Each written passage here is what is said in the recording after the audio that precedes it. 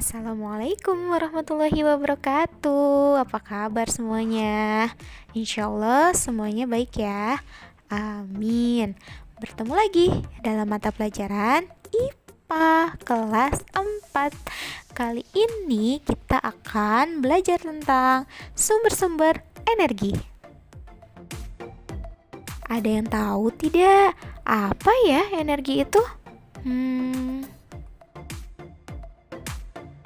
Belum ibu jawab tentang pengertian energi? Coba jawab. Pernahkah kalian menjemur pakaian di luar rumah? Apa yang membuat pakaian kalian kering setelah dijemur? Ya, betul. Panas matahari membuat pakaian yang kalian jemur menjadi kering. Betul apa benar? Gimana? Sungguh luar biasa ya. Ternyata matahari itu sangat berperan penting dalam kehidupan kita. Salah satunya berkat matahari kita mampu mengeringkan pakaian yang kita jemur di luar. Nah, itu baru satu contoh. Masih banyak manfaat lainnya. Luar biasa ya kekuatan yang dihasilkan dari matahari tersebut. Nah, dalam hal ini matahari merupakan salah satu dari berbagai jenis contoh energi. Jadi, dapat kita simpulkan bahwa energi adalah daya atau kemampuan atau kekuatan atau juga bisa disebut tenaga yang dapat digunakan untuk melakukan suatu usaha atau kegiatan. Nah, itulah pengertian dari energi. Lalu, apa saja yang termasuk sumber-sumber energi? Banyak sekali sumber-sumber energi. Di sini berdasarkan jenisnya, sumber energi dibedakan menjadi dua, yaitu yang pertama, sumber energi yang dapat diperbarui. Yang kedua, sumber energi yang tidak dapat diperbarui. Seperti apakah? Yuk kita simak penjelasan berikutnya. Baik, yang pertama kita akan bahas tentang sumber energi yang dapat diperbarui. Apa sih sumber energi yang dapat diperbarui? Sumber energi yang dapat diperbarui adalah sumber energi yang selalu tersedia di alam. Nah, untuk jumlahnya ini tidak terbatas ya, sangat banyak di alam ini. Contohnya ada matahari, ada air, ada angin, ada panas bumi, dan ada biomasa ya. Itu adalah contoh-contoh sumber energi yang dapat diperbarui. Yang kedua yaitu sumber energi yang tidak dapat diperbarui. Apa sih? Yaitu sumber energi yang keberadaannya terbatas. Jadi, kalau yang sebelumnya yang dapat diperbarui itu jumlahnya banyak, tidak terbatas. Tapi, kalau sumber energi yang tidak dapat diperbarui itu jumlahnya itu terbatas ya. Contohnya ada bahan bakar fosil. Apa sih? Contohnya ada minyak bumi, kemudian batu bara, dan gas alam. Apa saja sih sumber energi yang dapat digunakan dalam kehidupan sehari-hari? Ayo, kita pelajari bersama-sama. Yang pertama, matahari. Siapa sih yang gak kenal dengan matahari? Coba kalian bayangkan, jika kita hidup di bumi ini tanpa adanya matahari. Kebayang ya, kita akan merasakan malam terus suhu di muka bumi ini terasa dingin terus, nggak ada panas-panasnya. Nah, jadi dengan demikian matahari ini sangat berperan penting bagi kehidupan kita. Dan matahari ini merupakan sumber energi paling utama dan terbesar ya Nah, tadi sudah Ibu singgung, matahari ini mampu menghasilkan cahaya dan energi panas. Selain itu, matahari juga membantu tumbuhan dalam berfotosintesis. Nah, apa sih fotosintesis itu? Masih ingat? Fotosintesis adalah proses pembuatan makanan yang dilakukan oleh tumbuhan hijau. Nah, itu salah satu faktornya harus dibantu dengan cahaya matahari supaya jadi deh makanan untuk tumbuhan hijau tersebut. Kemudian, manfaat berikutnya menghangatkan permukaan bumi. Selanjutnya, matahari ini juga dimanfaatkan untuk aktivitas manusia seperti menjemur, kemudian membuat garam garam air laut itu dipanaskan dengan bantuan matahari. Kemudian memanaskan air juga menghasilkan listrik ya. Nah, itulah karakteristik dan manfaat yang dimiliki oleh matahari sebagai sumber energi. Coba kalian tebak, matahari ini tergolong sumber energi apa? Yang dapat diperbarui atau tidak dapat diperbarui? Ting tong, ting tong, ting tong. Ya, betul. Jawabannya adalah sumber energi yang dapat diperbarui karena jumlahnya tidak terbatas. Baik, sumber energi yang berikutnya yaitu air. Siapa sih yang gak kenal dengan air? Mau mandi, ketemu air. Mau renang, ketemu air. Mau minum, ketemu air. Mau jalan-jalan ke pantai, ketemu air. Nah, air ini dapat dijadikan sebagai sumber energi. Dari mana energi air tersebut diperoleh? Energi air ini diperoleh dari air yang mengalir atau bergerak ya. Semakin deras alirannya, maka semakin besar juga energinya. Contohnya yang alirannya deras ya atau besar gerakannya di air terjun, kemudian air sungai. Nah, dengan derasnya aliran air tersebut itu dapat dimanfaatkan untuk memutar kincir air dan dapat dijadikan sebagai pembangkit listrik tenaga air atau disingkat dengan PLTA. Nah, yang perlu kalian ketahui, listrik yang diperoleh dari PLN itu salah satunya bersumber dari pembangkit listrik. Nah, salah satunya dari PLTA ini. Kemudian, selain dijadikan pembangkit listrik, air juga dapat digunakan untuk kebutuhan hidup sehari-hari seperti minum, mandi, mencuci, masak, tempat hidup hewan juga ya, dan juga dapat digunakan sebagai sarana olahraga seperti body rafting atau renang ya. Nah, itulah sumber energi air. Nah, coba tebak, menurut kalian air ini termasuk sumber energi yang dapat diperbarui atau sumber energi yang tidak dapat diperbarui? Coba jawab. Oke, betul. Air ini adalah salah satu contoh dari sumber energi yang dapat diperbarui karena jumlahnya tidak terbatas. Oke, sumber energi yang berikutnya yaitu angin. Siapa sih yang gak kenal dengan angin?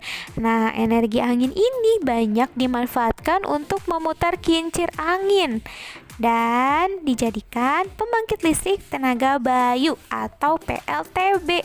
Nah, seperti ini ya kincir angin ya. Semakin besar putarannya itu maka listrik yang akan dihasilkannya pun akan semakin besar tegangannya. Oke, selain itu angin juga dimanfaatkan untuk kebutuhan hidup sehari-hari seperti meniup layar pada kapal laut ya, supaya bisa berjalan dengan lancar harus ada angin juga. Kemudian bermain layang-layang ya. Kalau kita bermain layang-layang tidak ada angin, tidak akan terbang ya layang-layangnya. Nah, itu dia manfaat dari angin. Selain itu, angin juga dapat dimanfaatkan untuk berolahraga para layang ya. Siapa di sini yang sudah pernah main para layang? Hebat ya, itu menguji adrenalin sekali. Berikutnya, dapat dimanfaatkan untuk olahraga terjun payung ya. Biasanya ini bapak-bapak TNI ya suka bermain terjun payung ya, hebat cara ragu. Coba sekarang tebak, angin termasuk sumber energi yang dapat diperbarui atau tidak? Ya, betul, dapat diperbarui karena jumlahnya tidak terbatas. Oke, selanjutnya yang keempat, sumber energi panas bumi. Nah, sumber energi panas bumi ini berasal dari pusat bumi. Nah, di pusat bumi ini terdiri atas lapisan batuan yang sangat panas. Kemudian, panas dari pusat bumi tersebut meresap ke permukaan kerak bumi, sehingga panasnya dapat kita rasakan dan kita manfaatkan. Nah, panas bumi ini disebut juga geotermal. Apa sih manfaat panas bumi ini? Nah, panas bumi ini sama seperti sumber-sumber energi sebelumnya, dapat dijadikan pembangkit listrik. Namanya pembangkit listrik tenaga panas bumi atau disingkat dengan PLTPB. Nah, coba menurut kalian panas bumi ini sumber energi yang dapat diperbarui atau tidak? Ya, betul. Panas bumi ini masih termasuk sumber energi yang dapat diperbarui karena jumlahnya tidak terbatas. Oke, yang kelima adalah bahan makanan. Bahan makanan ini merupakan salah satu dari sumber energi, terutama sangat sekali terasa manfaatnya bagi kita, makhluk hidup, baik itu manusia atau hewan atau tumbuhan. Nah, makanan ini untuk manusia terutama ya, berasal dari tumbuhan. Contohnya ada sayur-sayuran, ada buah-buahan, ataupun berasal dari hewan ya. Bisa telur, bisa daging ikan, daging ayam, daging sapi, dan masih banyak contoh lainnya. Nah, bahan makanan tersebut menghasilkan energi, tapi melalui suatu proses, yaitu proses pencernaan dalam tubuh. Nah, makanan tersebut merupakan sumber energi kimia. Kenapa kok tiba-tiba jadi energi kimia ya?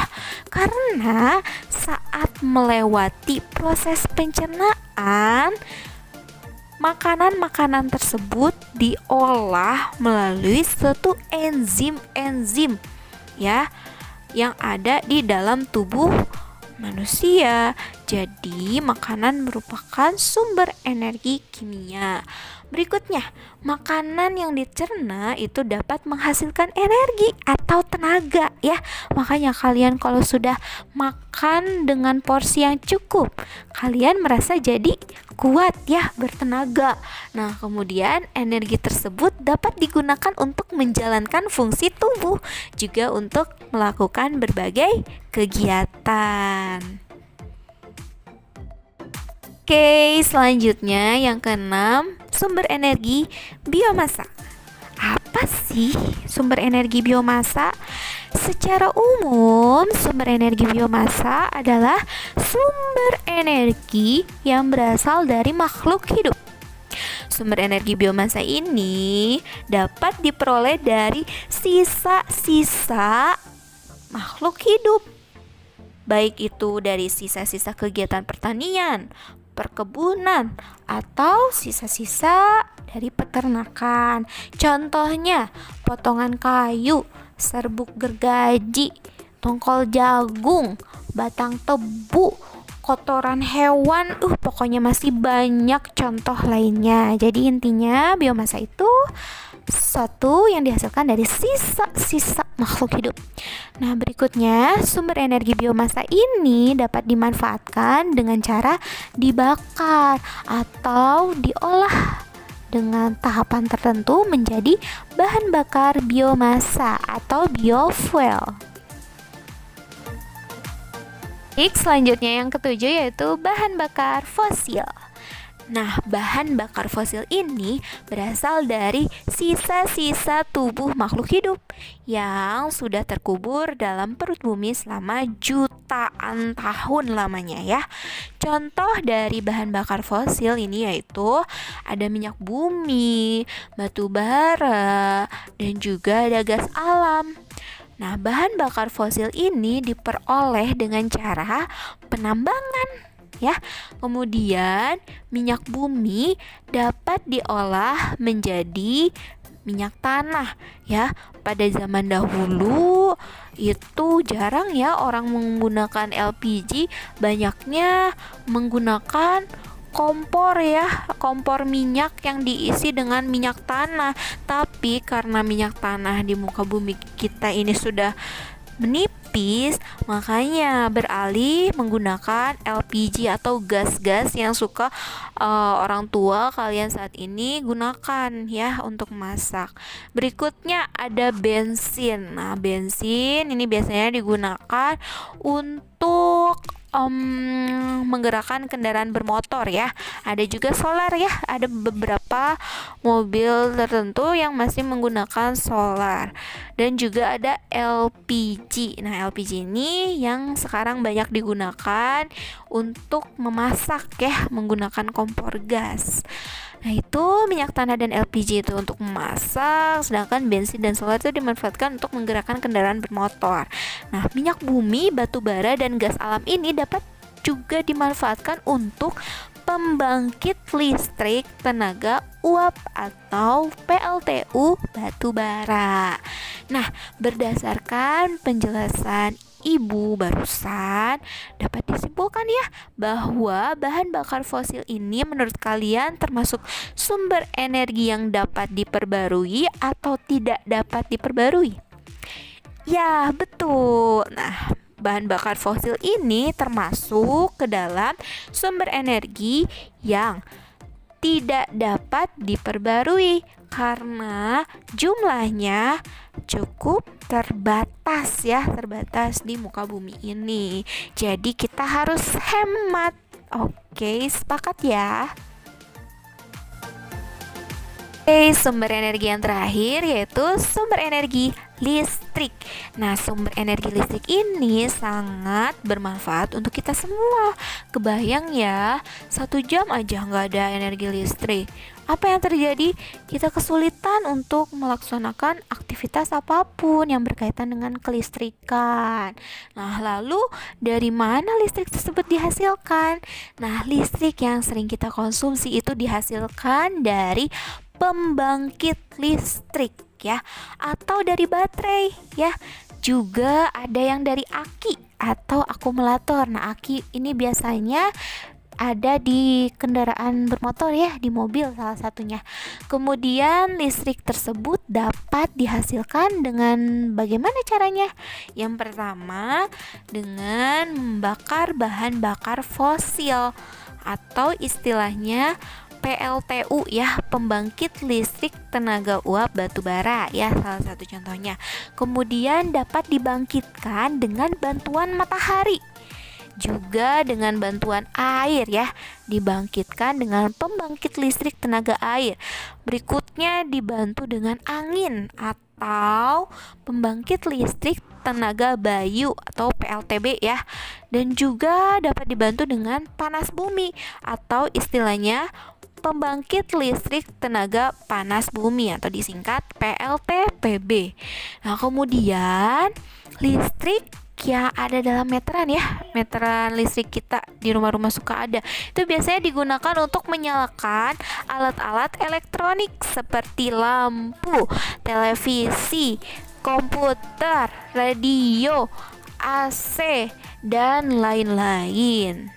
Nah, sedangkan selain listrik yang ada di meteran tersebut, juga ada listrik yang dihasilkan dari baterai atau akumulator. Nah, baterai dan akumulator tersebut dapat mengubah yang awalnya zat kimia menjadi energi listrik. Nah, listrik dari baterai tersebut dimanfaatkan untuk menyalakan senter, kalkulator, handphone, dan lain-lain. Nah, yang terakhir, akumulator. Nah, akumulator ini dimanfaatkan untuk menyalakan peralatan elektronik di kendaraan bermotor. Nah, ada yang harus kalian waspadai. Listrik ini harus digunakan dengan hati-hati karena kesalahan dalam penggunaan dapat menyebabkan tersetrum, bahkan yang lebih berbahaya lagi, kebakaran ya. Jadi kita harus seperti apa?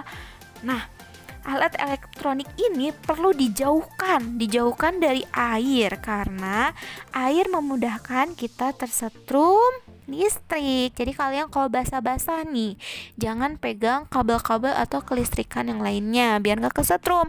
Atau misal kalian suka jalan-jalan lewat tiang listrik, nah jangan kalian sentuh ya, apalagi kalau lagi hujan-hujan ya. Oke, itu ya cara kewaspadaan kalian. Berikutnya, jika ada alat elektronik kalian yang rusak nih, sebaiknya kalian meminta bantuan ke ahli elektronik ya, supaya kita dijauhkan dari hal-hal yang tidak diinginkan. Oke. Demikianlah materi untuk hari ini. Mudah-mudahan dapat dipahami ya. Amin. Berikutnya, tugas hari ini yaitu silakan kalian bermain games ya. Games yang ada di link Word Wall berikut. Jangan lupa dikerjakan ya. Demikianlah pembelajaran hari ini. Sekian dari Ibu. Semangat untuk kalian. Wassalamualaikum warahmatullahi wabarakatuh.